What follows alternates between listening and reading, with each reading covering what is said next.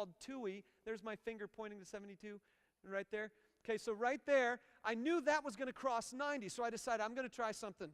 I'm going to take a shortcut. Instead of going down over to Foster, I'm going to go up over to Tui. Brilliant idea.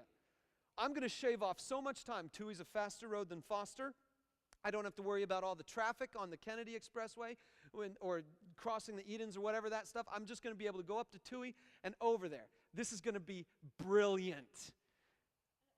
Jen was riding very calmly in the passenger seat, and we were going. And oh, by the way, Google Maps had not been invented yet, nor would I have gone there because I had a plan. Okay, so here we go.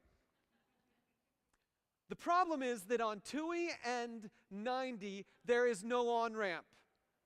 The roads cross, for certain, and we're driving along, and all of a sudden there's this overpass, and there are tons of cars and semis and stuff on it. And we go over it, under it, I mean, it goes over us. And on the other side, I look around, I said, Jen, I think we just went under 90. And she goes, so? I said, well, that's the road we're trying to go to.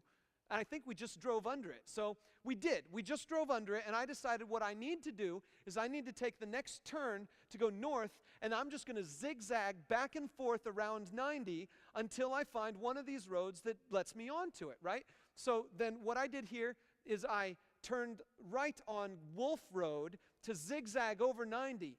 And that was just an overpass, so I went under it. I said, I think we went under it again.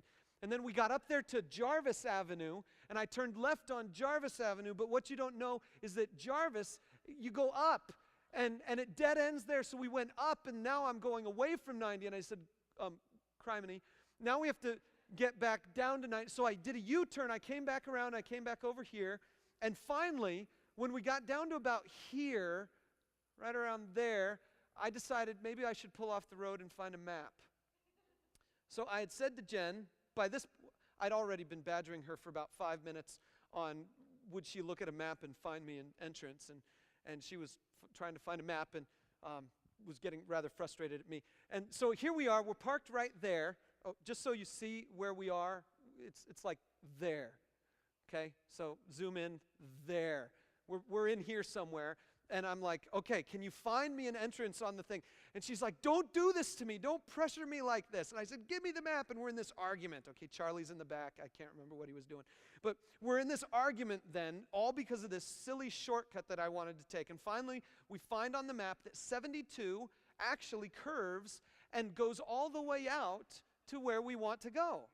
So we just stayed on 72 because there's no way we could get back onto 90. We just stayed on that 72 road and it curved up, and then we turned and curved and came all the way around there and got up there, finally made it to IKEA, and here's our destination. That is IKEA in Schaumburg, that big thing, or so you can see it from the freeway. That's what it looks like. Google is my friend. But there you go. And so Google says I should make it there in 38 minutes. So I remapped this route that you just saw in there, and Google tells me it should take 58 minutes. So my shortcut only adds 20 minutes. So that's good, you know, and I didn't pay a single toll. That was awesome. That was awesome, by the way. Only 20 minutes additional time. However, that particular day, it actually took us closer to around 70 or 90, but I can tell you it felt like 6 weeks.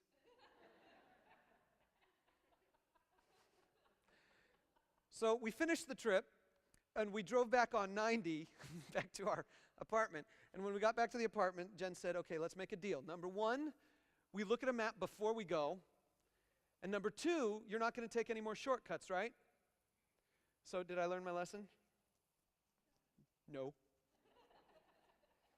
Last year in October, Reggie, a buddy of ours, and I went to North Carolina.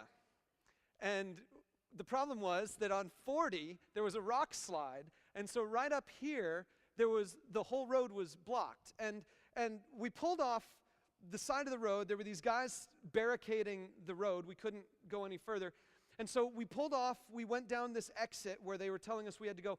And the guys at the bottom of this exit had the strongest southern accent I had ever experienced before. And so we let Reggie talk to them because, you know, he's from the South, and he could translate for us. And so, but he was driving at the time, and so we pulled up, and Reggie was driving, and I was in the passenger seat right next to him. We pulled up, rolled down the windows, asked these guys, how can we get around this thing? And these guys, I can't even do the draw because it was so amazing. They're telling us basically, you can't get there from here. And I said, okay, so what do we do? And they said, what you need to do is you need to go back up 40 and then take this other road and then take this other road. And they're spouting off numbers and names of things that I couldn't even possibly fathom.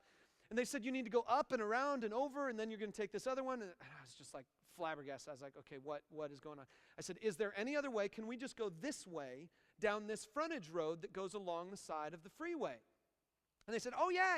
You could go there. You just take this road down to the edge where you cross the bridge, turn left, and then when you cross the next bridge, turn right, stay on that road, and it'll take you all the way there. I'm like, well, that's a lot easier, right? So I had a GPS with me, and I said, I just need to look at the map on my GPS. I learned my lesson from the IKEA trip. I now have a GPS that my wife purchased for me, and so I've got that in the car, and I said, we're just going to do this. So we took this blue line, and this blue line goes straight through the mountains instead of around 40. We just, straight shot. That was going to be awesome. So I'm going to zoom in a little bit for you so you can see one of the sections of road that we were on. But just because it's that important to me that you realize what's going on here, I'm going to take the blue line away.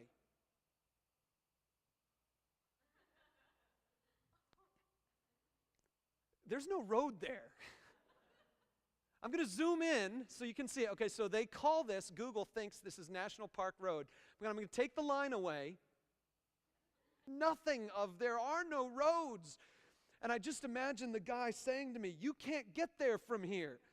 If we were to find anyone, it was going to be like Misery, that movie where the guy's driving through the middle of nowhere, and if someone were to find us, it would be like we're trapped forever.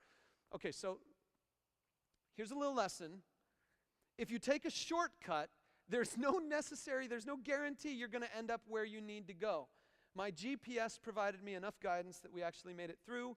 We survived. We were like 2 hours late to get to where we were trying to go, and our adrenaline was way through the roof. It was insane, and I will never take that drive again, unless to prove to one of you that I actually did it. But that's the deal. I want to draw your attention to one final thought. Take a look at your note sheet here. We like to take the easy road, the easy path. But the life of faith with God is a long, slow walk through sometimes difficult circumstances. And there are no shortcuts. Look at 2 Corinthians 4.